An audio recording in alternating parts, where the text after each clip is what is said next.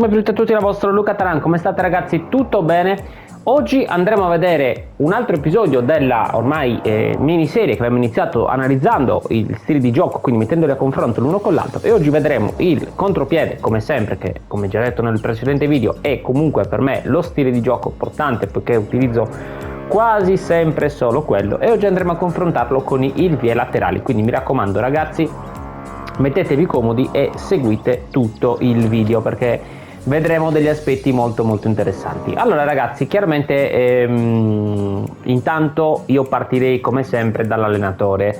Dobbiamo quindi prendere un allenatore che ovviamente abbia come stile di gioco predefinito o in questo caso vie laterali oppure il contropiede. Come faccio a saperlo?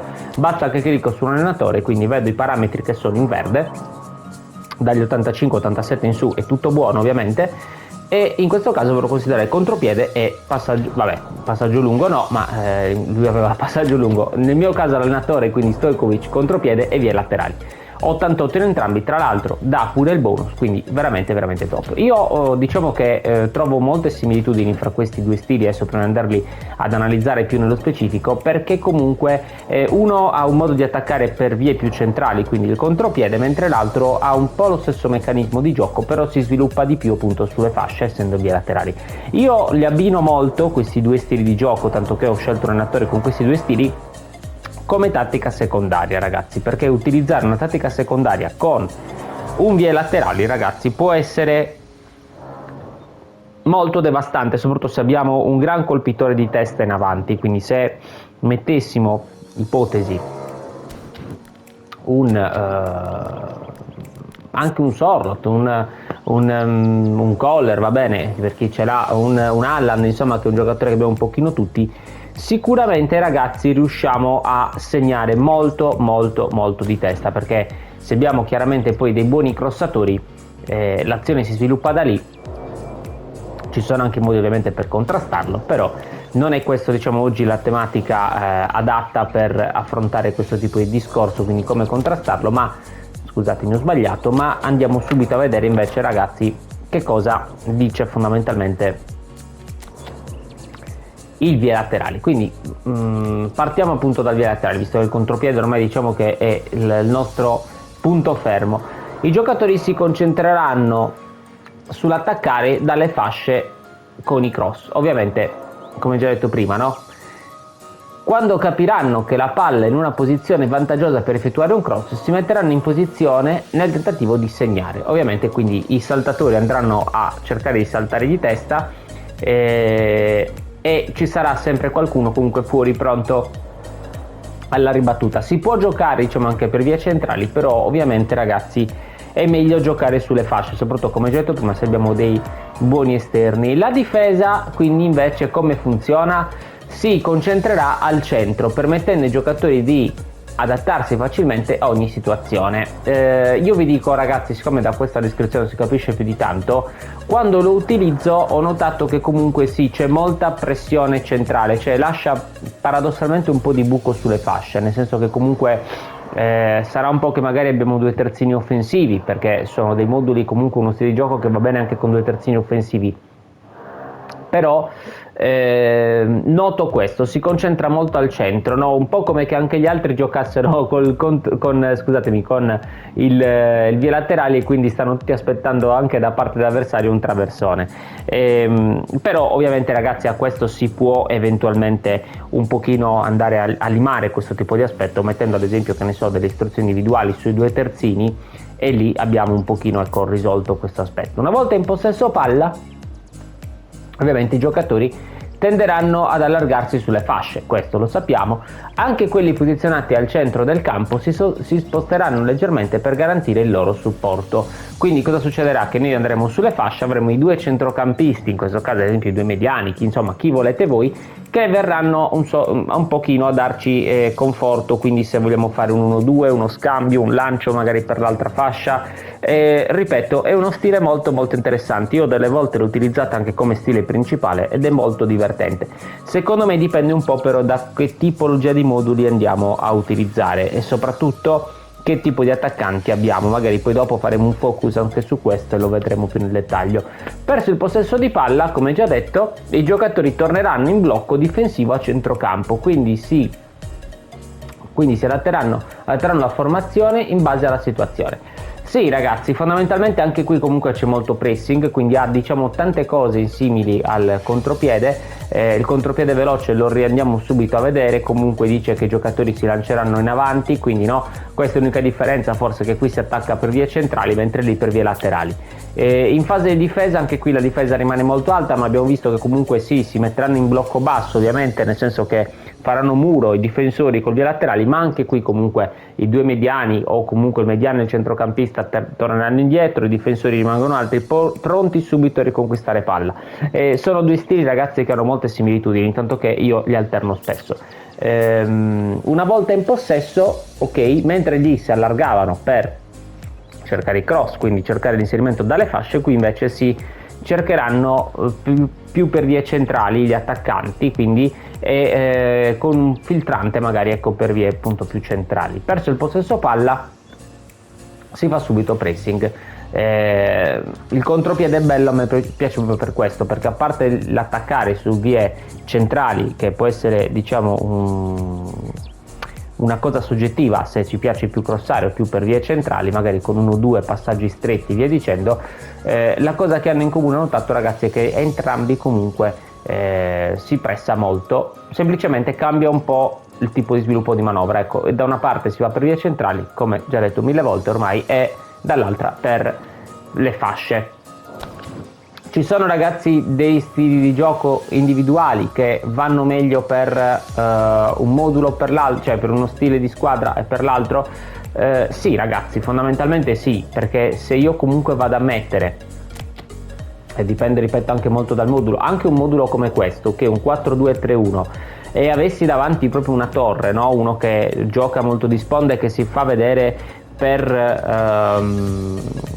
colpire di testa, è ovvio che ragazzi metterei 2 crossatori seriali, cioè magari mi metterei ecco un Neymar che ha un bel cross, oppure proprio uno specialista di cross, cioè cercherei un giocatore, ecco mi viene in mente adesso un Serginho, un Quadrado, parlo di quelli che ho nella mia rosa, ma ce ne sono anche altri insomma di giocatori interessanti, comunque degli specialisti di cross che mettano bene in mezzo dei palloni belli spioventi, no? Ormai c'è anche il cross calibrato come carta, diciamo come abilità nei giocatori, cross spiovente, quindi diciamo che se abbiamo questa tipologia di qualità nella nostra squadra, sicuramente con vie laterali riusciamo a divertirci molto. Questo modulo va benissimo questo, vanno un po' bene diciamo un po' tutti i moduli, anche questo va bene, ma questi due sono i due classici del calcio ovviamente, quindi vanno bene un po' con tutti gli stili.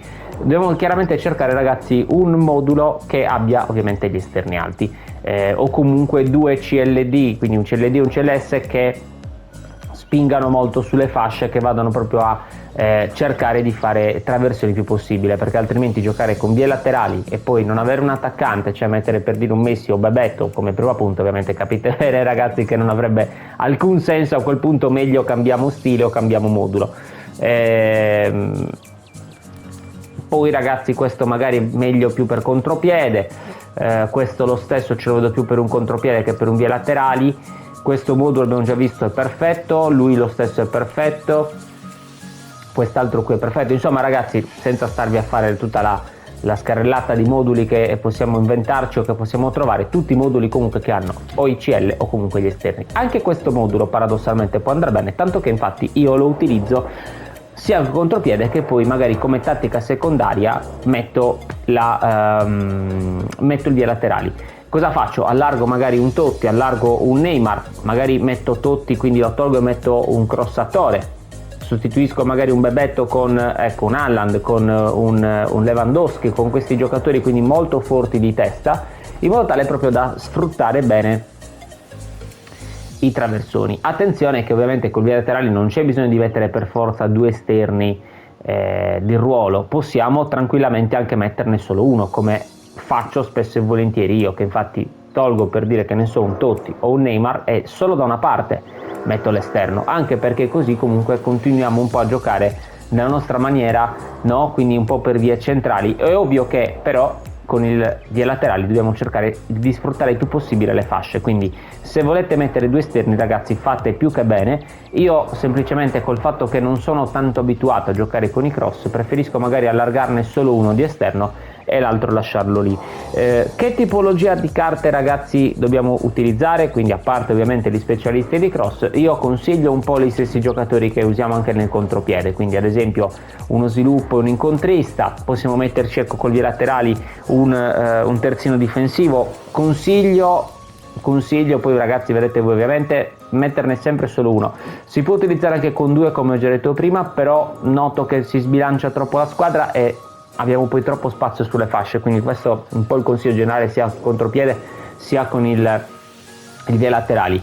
In mediana ragazzi io diciamo che vi consiglio sempre tecnica, ok, e quantità, cioè un po' come l'ho fatto io il centrocampo ragazzi, perché mi sono accorto che forse è la soluzione migliore. Se facciamo un centrocampo troppo fisico poi magari perdiamo in qualità e in fase di impostazione diventa importantissimo ovviamente riuscire a dare la palla correttamente al nostro esterno. Dall'altro lato invece se mettiamo troppa qualità e poca quantità magari perdiamo troppi contrasti, non riusciamo a giocare benissimo la palla proprio per via magari del fisico, cioè se mettessi ad esempio un Modric o un Pedri per carità o un Pirlo avrei tantissima qualità sicuramente, però perderei magari qualcosa dal punto di vista fisico, quindi secondo me il centrocampo migliore è proprio questo, quindi un centrocampista dai piedi buoni, dai piedi diciamo d'oro, mentre l'altro più un centrocampista magari con meno qualità tecniche ma molto più grintoso, molto più riconquista palloni. Questo è un po' il consiglio che va bene sia col contropiede e sia con gli laterali, ma secondo me un po' anche in tutti gli altri stili. Forse solo col possesso palla possiamo permetterci di avere magari un pelino meno di fisico, ma perché lì dobbiamo essere molto bravi, come già detto nei video passati, a girare velocemente la palla e fare molto tiki-taka. In attacco, come già detto, conviene sfruttare col contropiede un modulo magari più centrale, anche se non è detto, perché si può giocare anche con un 4-4-2 col contropiede e funziona, credetemi, benissimo. Però è ovvio che se giochiamo col vie laterali, e ve lo consiglio magari più come tattica secondaria, dobbiamo mettere due esterni, quindi due giocatori chiave, due ali prolifiche, due specialisti di cross. Potrebbe andare bene anche un opportunista, ad esempio questo Mbappé può fare un po' tutti i ruoli in attacco, guardate voi, se ce lo mettesse sicuramente renderebbe. È ovvio che però lui è più un uomo d'area di rigore, cioè metterlo sulla fascia sì potrebbe funzionare, ma magari per la sua velocità potrebbe funzionare, ma poi magari non è così performante dal punto di vista cross. E poi seconda punta ragazzi, vedete insomma un pochino voi, certo che se giochiamo con i cross da ambo i lati avere due attaccanti fisici e potenti diciamo dal punto di vista di testa appunto sarebbe interessante, però dipende anche un pochino come giochiamo noi. Io consiglio sempre magari più una torre, quindi supponendo che Mbappé fosse la torre, e vicino un Bebetto magari che lì gira un po' più intorno. Tra l'altro su Bebetto è un senza palla, fa dei movimenti veramente veramente top. Ecco, consiglio più magari un attacco di questa tipologia, cioè mettere due attaccanti forti fisicamente però che poi sono molto simili ai movimenti che fanno, magari un po' lenti, no, uno dei due sì. Infatti ragazzi, io come già ho fatto vedere prima mi porto il mio amico Sorloth che è 1,95 per 94 kg di Cristiano, ragazzi, ovviamente è un pochino più lento anche nei movimenti che fa rispetto a un Mbappé, rispetto a un Bebetto, però sotto porta, soprattutto di testa, ragazzi, si fa veramente rispettare. C'ha contatto fisico 93, salto 84, colpo di testa 93, per 1,95 ragazzi di altezza sicuramente è molto difficile da marcare. Questo ragazzi fondamentalmente è il nostro video approfondimento su questi due stili. Io però prima di chiudere e darvi un consiglio bonus finale, vi ricordo sempre delle affiliazioni di Amazon e di Camivo, sono due piattaforme dalla quale possiamo acquistare tutto ciò che vogliamo a dei prezzi veramente veramente ribassati. Passando al link che trovate in descrizione, non dovete fare nient'altro che cliccarci sopra ragazzi e poi vi porterà direttamente lui sui siti, è completamente gratuito. Sono aperti invece per chi volesse anche gli abbonamenti, quelli hanno un piccolo costo irrisorio, parliamo di 1 euro, di 2 euro, ma comunque sarebbe per me una grande cosa poter appunto contare su questi piccoli spiccioli, e inoltre voi sblocchereste la possibilità comunque di avere dei contenuti in esclusiva dedicati per voi, di avere magari dei contenuti solo esclusivi appunto per gli abbonati, o comunque la possibilità anche di giocare contro di me. Quindi ragazzi, grazie soprattutto a chi farà almeno una di queste cose e mi raccomando ragazzi, un bel like e un bel follower se ancora non vi siete iscritti al canale. Vi do ragazzi l'ultimo consiglio che secondo me poi è il più importante di tutti, a prescindere da come giochiamo, a prescindere da tutto ragazzi, divertiamoci. Se ci piace di più giocare col vie laterali, non facciamoci trascinare ragazzi dalle idee che noi troviamo sui vari social, dai vari mentori di ogni gioco, di questo e quest'altro, ma è uno stile che non si usa come... Ragazzi, non è così, io credetemi mi sono divertito tantissimo, sono arrivato in divisione 1 quasi nella scorsa season giocando molto spesso con i vie laterali.